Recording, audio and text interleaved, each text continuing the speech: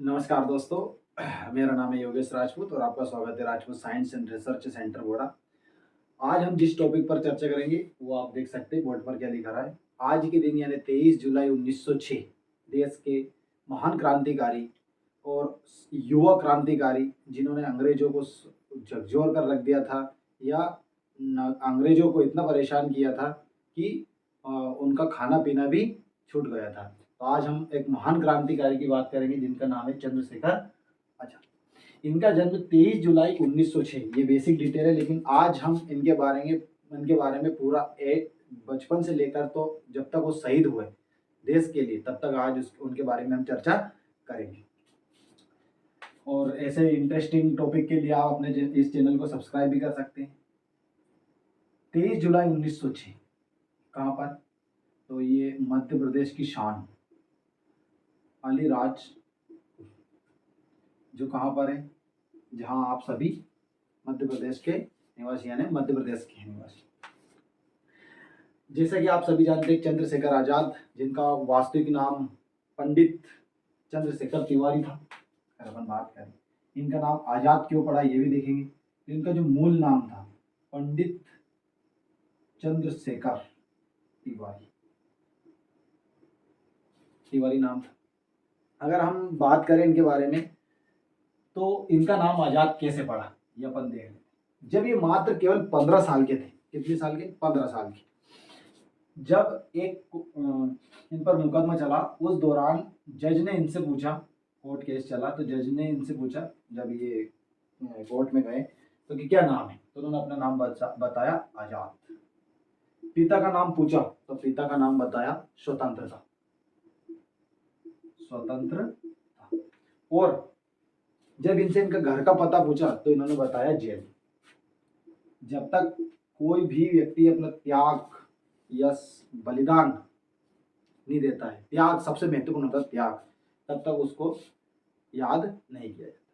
तो इनके त्याग को ही इनने इतनी कम उम्र में इतना कुछ किया कि बहुत सारे कीड़े मकोड़ों की तरह मरकर चले जाते हैं, लेकिन उन्हें पूरा गांव तो गांव घर के भी याद नहीं रख सकते। बहुत सारे तो ऐसे भी होते उनकी बुराई करते, लेकिन इनको देश तो अलग, पूरा विश्व या अंग्रेज तो इतना याद करते थे, चाहे किसी कैसी नजर से करते थे। लेकिन ये भारतीयों के लिए एक मिसाल है और विशेष रूप से युवकों के लिए भी मिसाल है। तो आज इनके बारे में अपन पूरी विस्तार से चर्चा करेंगे। जैसा कि इनके बारे में चर्चा करें तो ये जब छोटे थे तो अलीराजपुर आप सभी जानते हैं, जो पहले इसका झाबुआ में आता था, झाबुआ जिला, फिर अलीराजपुर का अलग जिला बन गया मध्य प्रदेश का।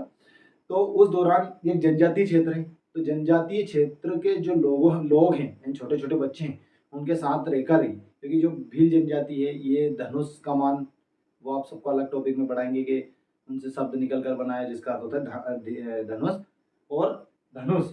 इसी प्रकार ये उनसे धनुष चलाना यानी निशाना साधना सीख गए थे। फिर इनकी आगे की पढ़ाई इन्होंने की इलाहाबाद में। इलाहाबाद में भी ये क्रांतिकारियों की तरह है। तो एक बार आप सभी को याद होगा कि 13 अप्रैल 1919 को घटना याद आनी चाहिए। कौन सी घटना हुई थी? जलियांवाला बाग घटना हुई। तो जो जलियांवाला बाग घटना हुई उसका पूरा जो कह सकते हैं कि उसका आक्रोश पूरे विश्व में चल रहा था। तो ये भी आक्रोश में भारतीयों के साथ जो पुराने यानी जो पहले से क्रांतिकारी थे उनके साथ जुड़ गए और इन्होंने इलाहाबाद में अपने यानी कह सकते हैं कि कह सकते हैं कि ये क्रांतिकारी गतिविधियों में जुड़े। जब इसके विरोध में देखो अपन सभी चीजें एक तारीख और एक फिक्स पैटर्न में चलेंगे तो आपको हर एक चीज समझ में आएगी। तो आप ये देखिए, तो जैसे ही गांधी जी ने असहयोग आंदोलन जारी चलाया, असहयोग आंदोलन चलाया, तो उस आंदोलन में जुड़ गए, क्रांतिकारी थे। परंतु आप सभी को याद ही है कि चोरा चोरी घटना हुई। चोरा चोरी जो घटना हुई, घटना कहेंगे अपन कांड आंड, ये सब अंग्रेजों की भाषा थी, लेकिन अपने को एक भारतीयों की तरह भाषा लेना है, क्योंकि अपना इतिहास अंग्रेजों ने लिखा पहले, तो वैसे ही अपनी टर्न चल रही है। लेकिन अपन लिखेंगे इसमें चोरा चोरी घटना, क्योंकि इन्होंने भारतीयों के लिए किया था। तो चाहे सैनिक किसी भी देश का हो, सैनिक सैनिक होता है, इसी प्रकार तो अपने देश के सैनिक ही, तो अपन कांड थोड़ी कहेंगे, घटना। तो जो चोरा चोरी घटना है ये हुई। तो इस घटना के कारण गांधी जी ने असहयोग आंदोलन को क्या कर दिया, स्थगित स्थगित कर दिया। तो बहुत सारे जो नव युवक थे, जो आईएनसी यानी इंडियन नेशनल कांग्रेस को छोड़ दिया, गांधी जी उसके सदस्य थे। तो असहयोग आंदोलन बंद होने से सब जो युवक थे वो इससे दूर हो गए, और जो युवक थे उन्होंने एक संगठन बनाया। उस संगठन का नाम, एक मिनट रुकना, इतनी बात समझ में आई आपको अपन। तो युवकों ने आईएनसी छोड़ दी, आईएनसी यानी इंडियन नेशनल कांग्रेस, आईएनसी, और एक नया संगठन एचआरए, कब, 1924 में। काकोरी कांड की घटना कब हुई, 1922 में। देखो एक बार और अपन कर लेते हैं, पूरी घटनाओं को देख लेते हैं एक बार। 1919 में जलियांवाला बाग, उसके बाद गांधी जी द्वारा असहयोग आंदोलन 1920 में चलाया गया, 1921-22 में। और ये आंदोलन कब बंद कर दिया इन्होंने, चोरा चोरी घटना हुई उसके बाद, यानी 1922 में। तो असहयोग आंदोलन भी चोरा चोरी घटना जैसे ही हुई 1922 में, उसके बाद इन्होंने गांधी जी ने असहयोग आंदोलन स्थगित कर दिया। उसके बाद युवकों ने आईएनसी यानी इंडियन नेशनल कांग्रेस छोड़ी, और उसके बाद 1924 में एचआरए, हिंदुस्तान रिपब्लिक एसोसिएशन एक संगठन बनाया, एक दल बनाया। इस एक घटना, रोचक घटना, इस दल के लिए वो उनको धन की आवश्यकता होती थी। तो धन की आवश्यकताओं की पूर्ति के लिए ये जो अमीर लोग थे, यानी कह सकते हैं जो अंग्रेजों के करीबी थे, वो अमीर थे, तो उनके घर धन को लूटा करते थे, और लूटने के बाद उस धन से ये अपना कार्य करते थे। लेकिन एक ऐसी घटना हुई कि एक बार ये एक घर में गए लूटने के लिए, तो वहाँ एक महिला थी, उन्होंने इनकी पिस्तौल छुड़ा दी, परंतु इन्होंने उस महिला पर हाथ नहीं उठाया। परंतु इनके दोस्त आए और उन्होंने उस महिला से पिस्तौल छुड़ा ली और महिला के एक चपेट लगा दी। पर इन्होंने अपने असूलों के खिलाफ नहीं रहे, और इन्होंने महिला पर हाथ नहीं उठाया। फिर आगे की घटना यदि अपन देखें, तो फिर इन्होंने निर्णय लिया, एक सभा मीटिंग करी, जिसमें उन्होंने दिल्ली में मीटिंग हुई, और दिल्ली में मीटिंग में उन्होंने निर्णय लिया कि अब हम शासकीय जो खजाने हैं उनको लूटेंगे, यानी किसी निजी घर पर अपन हमला नहीं करेंगे, यानी धन को नहीं लूटेंगे। और कहाँ से लूटेंगे अपन, शासी खजाना। लेकिन उनमें से एक साथी थे जिनका नाम था अशफाक उल्ला। उन्होंने कहा कि यदि हम ऐसा करेंगे तो जो प्रशासन है, अंग्रेज, सरकार जब भी अपन शब्द कहेंगे तो उस समय अंग्रेज अपने संगठन को नष्ट कर देंगे, तबाह कर देंगे, या फिर अपने को कुचल देंगे या जेल में डाल देंगे। और ऐसा ही हुआ। फिर इन्होंने क्या, धार्मिक जो प्रशासन यानी सरकार का जो खजाने थे उन पर हमला करना प्रारंभ कर दिया। उसके बाद एक घटना, इन्होंने जब निर्णय लिया उसके बाद की, 9 अगस्त 1925 को क्या हुआ, काकोरी घटना। कांड कहते हैं लेकिन अपन कांड नहीं कहेंगे, घटना है काकोरी घटना। इसमें क्या हुआ, आपने कहानी सुनी होगी, सरकारी खजाने की ट्रेन जा रही थी, उसको इन्होंने लूट लिया। इसके बाद अगर अपन चर्चा करें तो इसके बाद जो इनके सदस्य थे, जो मुख्य सदस्य थे, जिनमें एक का नाम था बिस्मिल्ला, और दूसरे थे योगेंद्र चटर्जी और अशफाक उल्ला। इनको अंग्रेजों ने क्या कर लिया, गिरफ्तार कर लिया। हालांकि बिस्मिल जो थे, राम प्रसाद बिस्मिल्ला सानी कहेंगे, माफ करना, राम प्रसाद बिस्मिल जो थे उनको पहले गिरफ्तार कर लिया था। फिर इनको छुड़ाने के लिए इनको राम प्रसाद बिस्मिल, कुछ शब्द अगर मिस हो जाए तो आप उसमें क्षमा करें, बिस्मिल, राम प्रसाद बिस्मिल,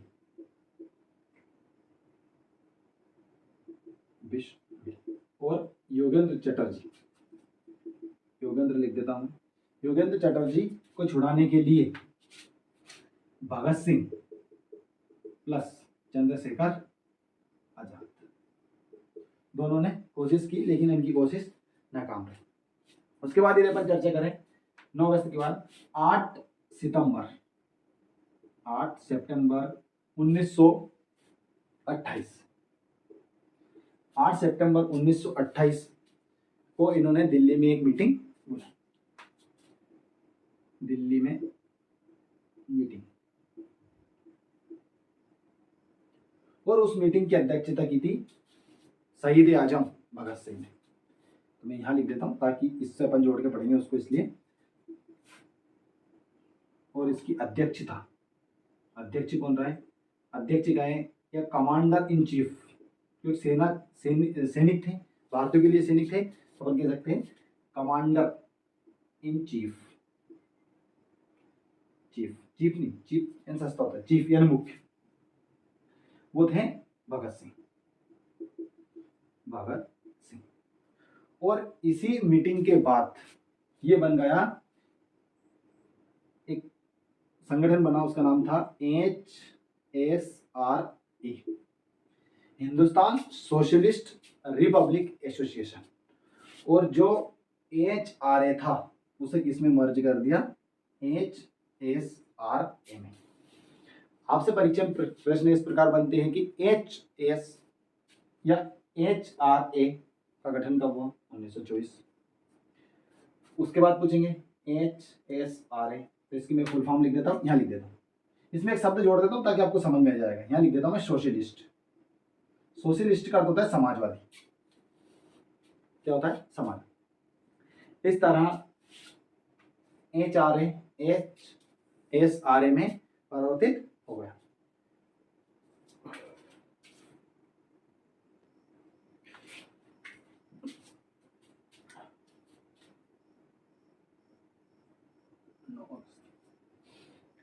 जैसे कि हम आगे देख रहे हैं कि commander in chief Bhagat Singh और HSRA का गठन हुआ 1928 में। दिल्ली में मीटिंग हुई जिसके कमांडर रहे शहीद आजम भगत सिंह।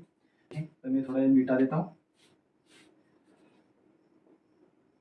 आपके लिए बहुत ही उपयोगी रहेगी यह जानकारी, क्योंकि हमें हर एक क्रांतिकारी को पढ़ना चाहिए, उनसे कुछ सीख लेना चाहिए। आगे अपन अगर बात करें तो उन्होंने लिया लाला लाजपत राय का बदला। लाला लाजपत राय। अब आपको पिछली क्लास याद आनी चाहिए, जब साइमन कमीशन का विरोध हुआ था तब लाहौर में, थोड़ा सा मैं इनके बारे में बता देता हूँ। इनका जन्म या आज के दिन यानी 23 जुलाई के दिन ही हुआ। तो इनकी हत्या का बदला, थोड़ा सा साइमन कमीशन के बारे में याद होना चाहिए। आपने पिछली क्लास जरूर ज्वाइन की होगी, करने की तो उसको भी आप जरूर देखें। तो उस दिन साइमन कमीशन के विरोध में लाहौर में साइमन कमीशन का विरोध चल रहा था। उस दौरान वहां पर लाठीचार्ज हुई और फिर ये ज्यादा घायल हो गए और 2 सप्ताह बाद इनकी मृत्यु हो गई थी। तो इनका बदला लेने के लिए सैंडर्स नामक एक व्यक्ति, अंग्रेज था, सैंडर्स को गोली मारकर हत्या, गोली मार। और किसने मारी? 3 व्यक्ति थे। कौन कौन? एक थे चंद्रशेखर आजाद। और ये घटना कब की है, कब बदला लिया इन्होंने? 17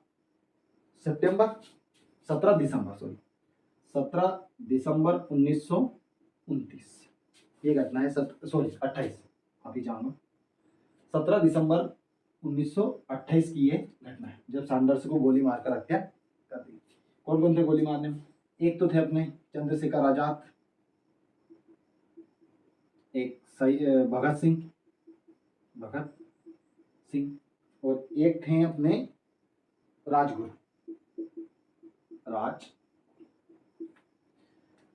भगत सिंह ने गोली चलाई सैंडर्स पर और सैंडर्स के सिर पर। उसके बाद 3-4 गोलियां और चंद्रशेखर आजाद ने उसमें ठोक दी। बदला लेना था। उसके बाद जब सैंडर्स का एक, कह सकते हैं जो साथी था, वो पीछा कर रहा था, उसमें भी 2-3 गोलियां ठोक दी। इस तरह लाला लाजपत राय का बदला लिया। और बदला लिया उसके बाद पूरे शहर में पर्चे बांटे और लिखा लाला लाजपत राय का बदला लिया। इस तरह ये क्रांतिकारियों की तरह एक उग्र और एक भारत में अंग्रेजों के विरुद्ध एक माहौल बन गया। उसके बाद भगत सिंह के बारे में आपने पढ़ा हो तो उनसे ही, क्योंकि साथ में थे। तो आगे अगर देखें, असेंबली में बम फेंका था, याद है आपको? असेंबली में बम फेंका किसने? भगत सिंह और बटुकेश्वर दत्त ने। भगत सिंह और बटुकेश्वर दत्त। कब की घटना है? तो ये घटना है आपकी 8 अप्रैल 1929 की। आपको मैंने पहले भी कहा था कि हम सीक्वेंस से चलेंगे जिस कालक्रम में घटना हुई। तारीख देखते चले। बदला लिया। इसके बाद इन्होंने अपने आप को अंग्रेजों के हवाले। उसके बाद कई दिनों तक चंद्रशेखर आजाद छद्म वेश में रहे, पंडित बनकर रहे, कहीं पर शिक्षक बनकर रहे। फिर अंततः अल्फ्रेड पार्क, कहाँ? इलाहाबाद।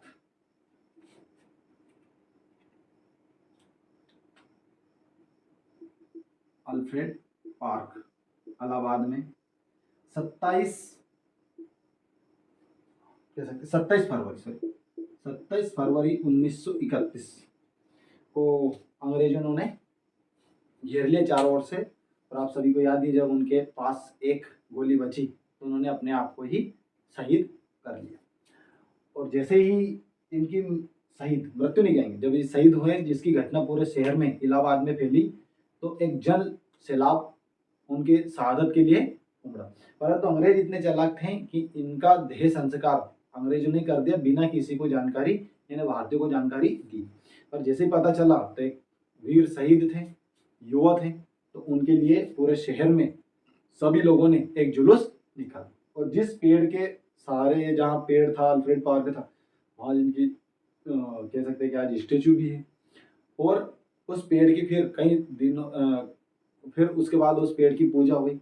फिर जब इनकी कुछ अस्थियां बटोरी तो उनको प्रवाहित किया और बहुत सारे लोगों ने अपने घर पर लाकर उनका कह सकते हैं उनकी पूजन भी की।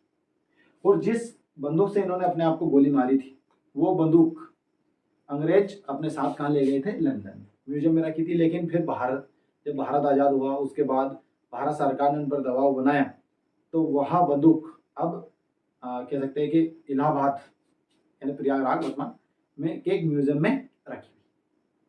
तो बहुत बहुत धन्यवाद। उम्मीद है कि आपको ये पूरा लेक्चर समझ में आया होगा। अब आप इस चैनल को लाइक, शेयर, सब्सक्राइब करें। बहुत बहुत धन्यवाद। जय श्री राम।